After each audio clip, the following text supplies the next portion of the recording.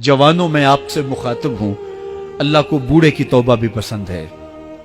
अल्लाह को हर एक शख्स की तौबा पसंद है, लेकिन ये बात जहन में रखो कि मेरे अल्लाह को जवान की तौबा बहुत ज्यादा पसंद है। मेरे और आपके आका मौला ने फरमाया आना हबीबुल्लाह, मैं अल्लाह का हबीब हूं। कितना बड़ा एजाज है जो मेरे हुजूर का है। लेकिन एक दूसरे मुकाम पे इरशाद फरमाया अशाबुत ताइबु हबीबुल्लाह, सुन लो जो जवान जवानी में तौबा करे वो भी अल्लाह का हबीब है। वो जवान जिसने अपनी जवानी अल्लाह की याद में गुजारी, अल्लाह के जिक्र में गुजारी। जवानों, इबादत की लज्जत भी जवानी में है।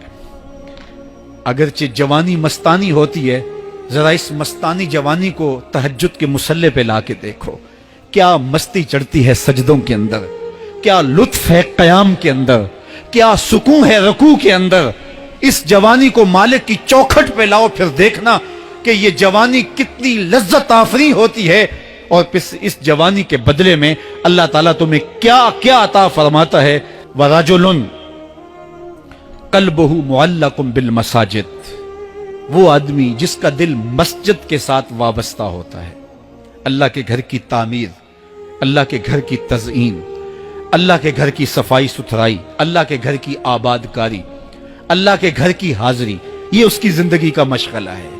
मस्जिद के साथ वाबस्ता है, उसको जुनून है अल्लाह का घर खूबसूरत हो, उसको जुनून है अल्लाह के घर में रौनक हो, उसको जुनून है कि अल्लाह के घर में सफाई सुथराई हो, पाकीज़गी हो, लोगों का आना हो और लोगों का मस्जिद से रब्त हो और मस्जिद की हिफाजत उसने अपने जुम्मे ली हुई है। मस्जिद के काम वो गुलामों की तरह करता है। सुनो सुनो, मेरे हुजूर ने फरमाया कयामत के दिन अल्लाह उसे अपने अर्श का ठंडा साया अता फरमाएगा। वो आदमी जिसमें तन्हाई में अल्लाह का जिक्र किया, अल्लाह को याद करने बैठ गया, कोई देखने वाला नहीं था, वो तन्हा था, हुजरे में था, अपने बंद कमरे में था, अपने रब को याद किया।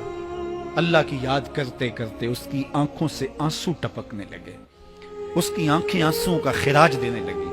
तो मेरे और आपके आका मौला ने फरमाया कि ये आंसू इतने कीमती हैं, इन आंसुओं के बदले में कयामत के दिन उसे अर्श इलाही का साया नसीब होगा। अर्श इलाही का साया उसे नसीब होगा इन आंसुओं के बदले में। रूमी अलैहिर्रहमा फरमाते हैं जहां पानी गिरता है वहां सब्जा उगता है, जहां आंसू गिरते हैं वहां रहमत उतरती है।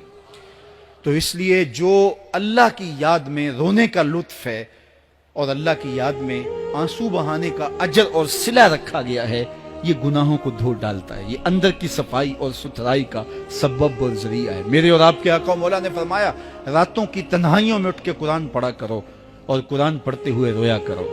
फिर फरमाया फ़इल्लम तबकू फतबाकू, अगर रोना ना आए तो रोने की कोशिश किया करो। हजरत दाता गंज बख्श अली हजवेरी से एक मुरीद ने कहा हजरत अगर रोने की कोशिश करें फिर भी रोना ना आए, फरमाया फिर अपने मुकद्दर पे रोया करो। तुम इतने संग दिल हो गए हो कि तुम्हारी आंखें आंसुओं का खिराज नहीं देती। जो रोना नहीं जानता वो अल्लाह की रहमतों को और अल्लाह की करम नवाजियों को कैसे समेट पाएगा। बच्चा रोता है तो मां दूध देती है। जब बंदा अल्लाह की हुजूर इल्हाज़ारी करता है, इज्ज़ करता है, इनकिसारी करता है, तो अल्लाह की रहमतों को जोश आता है और अल्लाह ताला की रहमतें उस पर बरसती हैं।